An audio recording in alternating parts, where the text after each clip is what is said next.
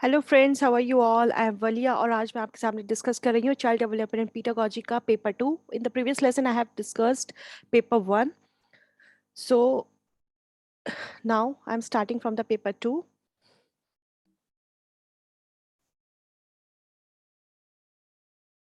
ये आपके previous question है 2021 के। So the question is the during the period of childhood development. आपको बताना है जब पीरियड ऑफ चाइल्डहुड डेवलपमेंट है उस ड्यूरेशन में क्या होता है। स्लो होता है डेवलपमेंट और मेजर नहीं किया जा सकता, मल्टी लेयर्ड होता है, कॉम्प्लेक्स होता है, या कंसिस्ट करता है बहुत सारे क्वांटिटेटिव चेंजेस, या फिर डिसऑर्डर होता है, डिसजॉइंट होता है। देखिए, डिसऑर्डर डिसजॉइंट वाली बात तो यहीं गलत हो जाती है।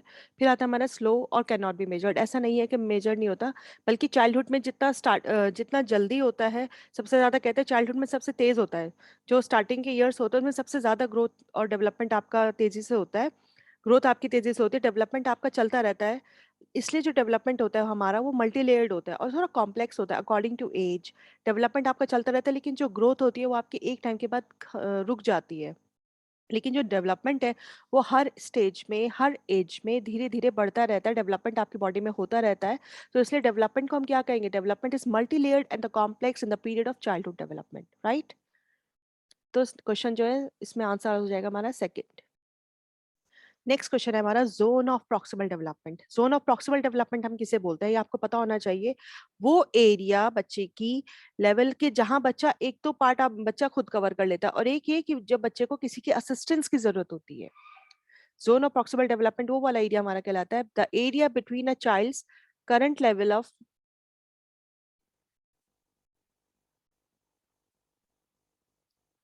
the area between a child's current level of independent performance and the level of performance that the child could achieve with the help of किसी टीचर की हेल्प से, एडल्ट की हेल्प से, अपने फ्रेंड्स की हेल्प से, अपनी फैमिली मेंबर की हेल्प से, जब वो उस पार्ट को कवर अप करता है, तो ये कहलाता है हमारा zone of proximal development.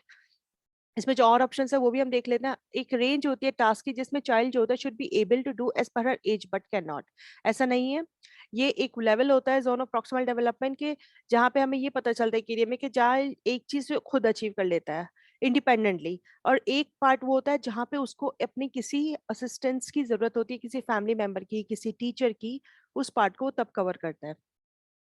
The process where two individuals who begin with different understandings, नहीं, ये सब भी गलत है। The process in which children learn to perform tasks as set by the elders members in the society, नहीं, ये वो task नहीं होता। ये वो टास्क होता है जहाँ पे एक एरिया जहाँ पे बच्चा अपना इंडिपेंडेंटली परफॉर्म करता है चीजों को, और एक वो लेवल होता है परफॉर्मेंस का जहाँ वो हेल्प से करता है, असिस्टेंट से करता है। तो अकॉर्डिंग टू जीन पियाजे, children in formal operational stage, देखो जीन पियाजे बहुत इंपॉर्टेंट है आपका। जीन पियाजे ने 4 स्टेजेस दी थी: sensory motor, pre operational, concrete operational और फॉर्मल ऑपरेशनल। ये सेंसरी मोटर होती है हमारे 0 to 2 years, प्री ऑपरेशनल होती है आपकी 2 to 6 years, ये होती है आपकी 6 to 11, और अब 11 ऑनवर्ड्स कह लीजिए या 12 ऑनवर्ड्स कह लीजिए इसको फॉर्मल ऑपरेशनल स्टेज। और ये वाली जो स्टेज होती है फॉर्मल ऑपरेशनल स्टेज में, जब बच्चा चीजों को खुद से करने लगता है, उसकी एब्स्ट्रैक्ट थिंकिंग डेवलप हो जाती है, हाइपोथेटिकल थिंकिंग डेवलप हो जाती है, तो ये आपकी क्या होती है? Formal operational stage. Sensory motor stage जब बच्चा सेंसेस के थ्रू सीखता है। प्री ऑपरेशनल जब बच्चा थोड़ा बड़ा होता है, चीजों को थोड़ा थोड़ा समझना शुरू कर देता है। कॉन्क्रीट ऑपरेशन जब कंजर्वेशन समझने लगता है, छोटे से बड़ी चीज में अगर आपने किसी चीज को डाला, आपके पास कोई एक छोटा बीकर है लेकिन दोनों के अंदर मेजरमेंट इक्वल है, लेकिन एक थोड़ा पतला बीकर है, मेजरमेंट दोनों में इक्वल डाला, लेकिन जाहिर है ये पतला था तो इसमें थोड़ा ऊपर तक आ गया, ये छोटा था तो इसमें बच्चा के प्री ऑपरेशन में तो ये समझ नहीं पाएगा कि दोनों में, वो कहेगा नहीं इसमें ज्यादा है इसमें कम है। लेकिन जब कॉन्क्रीट ऑपरेशनल स्टेज में बच्चा पहुंच जाएगा तो वो इन सब चीजों को समझ पाएगा, वॉल्यूम्स को समझ पाएगा, कंजर्वेशन को समझ पाएगा।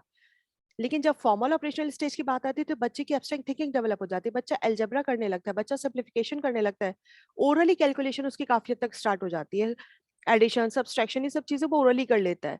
तो यहाँ जो हम कहते हैं, यहाँ हाइपोथेटिको डिडक्टिव रीजनिंग बच्चे की डेवलप होती है फॉर्मल ऑपरेशनल स्टेज में। तो इसलिए इसका आंसर हो जाएगा हमारा 1, क्योंकि वो कंजर्व, क्लासिफाई, सीरियट वाली बात तो उसी की आ गई। Symbolic play sensory motor stage में करता है, सेंट्रेशन, रिवर्सिबिलिटी ऑफ थॉट आती है उसके अंदर, ये सब चीजें आती हैं कॉन्क्रीट में।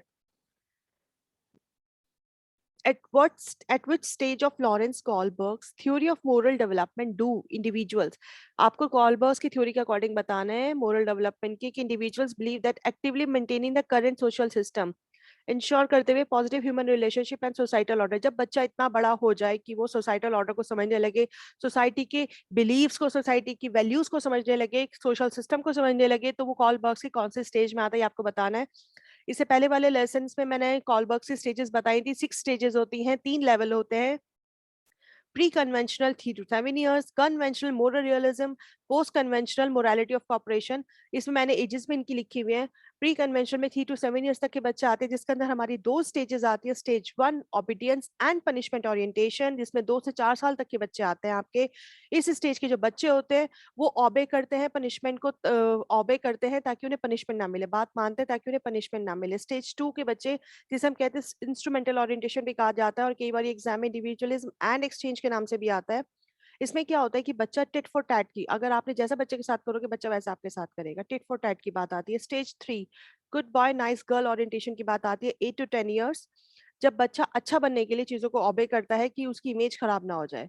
लॉ एंड ऑर्डर ओरिएंटेशन, जब बच्चा चीजों को थोड़ा थोड़ा समझना शुरू कर देता है। लेकिन पोस्ट कन्वेंशनल जो आती है वो आपकी मोरालिटी ऑफ कॉपरेशन की स्टेज आती है, जिसके अंदर स्टेज 5, जिसमें सोशल कॉन्ट्रैक्ट, जब बच्चा सोसाइटी के लॉज को, रूल्स को समझने लगता है। 13 to 18 years। Stage 6 universal ethical principle, जब बच्चा चीजों को एक्सपीरियंस करके, दैट मींस 18 अबव, एडल्ट्स में जब आ जाते हैं, जब बच्चा चीजों को समझने लगता है अपने एक्सपीरियंस के बेसिस पे कि क्या सही है और क्या गलत है, तो आता है हमारा यूनिवर्सल एथिकल प्रिंसिपल ओरिएंटेशन। तो ये सब स्टेजेस हैं। तो इस क्वेश्चन के अकॉर्डिंग जो हम आती है हमारी stage 5 social order maintaining orientation, जब बच्चा करंट सोशल सिस्टम को मेंटेन करने के लिए, ह्यूमन रिलेशनशिप्स को मेंटेन करने के लिए चीजों को समझता है और वो एक्टिवली पार्टिसिपेट करता है, तो आता है हमारा social order maintaining orientation. Next question है हमारा, which of the following is a correctly matched pair of types of intelligence and state performance possibilities as per Howard Gardner. हमें यहाँ पे जो multiple theory of multiple intelligence दी है Howard gardener से, उसके बेसिस पे हमें आंसर बताना है। इसमें टाइप्स ऑफ इंटेलिजेंस है जो हॉवर्ड गार्डनर ने दिए थे अपनी थ्योरी में, और उनकी पॉसिबिलिटीज हैं, दैट मीन्स के वो क्या क्या कर सकते हैं। जैसे इन्होंने अलग अलग इंटेलिजेंस की बात की थी, इन्होंने कहा था लिंग्विस्टिक इंटेलिजेंस के लोग जो होते हैं वो सिंगिंग करते हैं, दैट मीन्स लैंग्वेज से रिलेटेड आ जाता है। और जो हमारे इंटरपर्सनल इंटेलिजेंस वाले लोग होते हैं, जब आप कम्युनिकेट करते हैं चीज़ों को अच्छे से कर सकते हैं। इंट्रापर्सनल, जब आदमी खुद से बात कर सकता है, कम्युनिकेट कर सकता है। स्पेशल इंटेलिजेंस, जिस लोगों के अंदर एक काबिलियत होती है, जैसे कि जो स्कल्पचर्स होते हैं, पेंटर्स होते हैं, वो सब स्पेशल इंटेलिजेंस के अंदर आते हैं। बॉडीली काइनेस्थेटिक, जो चीज़ों को, जैसे डांसर्स होते हैं, आपके एथलीट्स होते हैं, ये सारे बॉडीली काइनेस्थेटिक के अंदर आते हैं। तो हॉवर्ड गार्डनर्स ने हमें बताना है कि इसमें कौन सा सही है। ये बात हम चाहते हैं, बॉडीली काइनेस्थेटिक एथलीट के साथ मैच कर जाता है, तो that means is it correct. But linguistic sculpture के साथ नहीं होगा, तो स्कल्पचर के साथ आता है आपका स्पेशल इंटेलिजेंस। जिनके अंदर इस तरह की स्किल्स होती है वो स्पेशल इंटेलिजेंस के अंदर आते हैं। लिंग्विस्टिक आता है सेल्स पर्सन, दैट मीन्स जो मार्केटिंग का काम कर रहा है, अच्छी सी बोल के लोगों से अच्छा सा खरीदवा सकता है, जिनके अंदर ये कैपेबिलिटी होती है। Intrapersonal therapist, that means counselling के ड्यूरेशन में जब जिन लोगों को हर एक से बात नहीं कर पाते, तो काउंसलर्स जो होते हैं उनसे बात करके कम्युनिकेट कर सकते हैं। तो इंटरपर्सनल में आते हैं हमारे थेरेपिस्ट वगैरह। तो इस बेसिस पे जो इसका आंसर हो जाता है आपका, हो जाता है fourth, bodily kinesthetic. Next question, very important question according to Lee Vygotsky, that the language plays an important role in cognitive development of children। की जो language है वो एक बहुत इंपॉर्टेंट रोल प्ले करती है किस चीज में, कॉग्निटिव डेवलपमेंट में बच्चे की। क्योंकि जो हमारी लैंग्वेज एंड थॉट की बात की गई थी ली वाइगोत्स्की ने, इन्होंने भी इस थ्योरी में ये बात कही थी कि कॉग्निटिव डेवलपमेंट जो होता है बच्चे का, उसमें लैंग्वेज जो है बहुत इंपॉर्टेंट रोल प्ले करती है। Children learn language through a language acquisition device, ये बात चॉम्स्की ने बोली, वाइगोत्स्की ने नहीं बोली थी, तो ये ऑप्शन आपका गलत हो जाता है। Children's cognitive development occurs in the stages, ये बात कही थी हमें जीन पियाजे ने, वाइगोत्स्की ने नहीं कही थी। Maturation of schemas leads to cognitive development in children, schemas की बात भी जीन पियाजे ने की थी। क्योंकि हमें आंसर जो देना है वो वाइगोत्स्की के अकॉर्डिंग देना है। वाइगोत्स्की कहते हैं कि जो लैंग्वेज होती है वो एक इंपॉर्टेंट रोल प्ले करती है कॉग्निटिव डेवलपमेंट में बच्चे के। तो उस बेसिस पे हमारा आंसर हो जाता है फर्स्ट। तो ये था मेरा आज का लेसन, एंड आई विश कि आपको पसंद आए, तो please like share and subscribe जरूर करिएगा चैनल को। और मैं नेक्स्ट वीडियोस में आप लोगों के लिए पेपर 2 कवर अप कराऊंगी। तो तब तक के लिए thank you friends for attention, stay blessed and enjoy learning.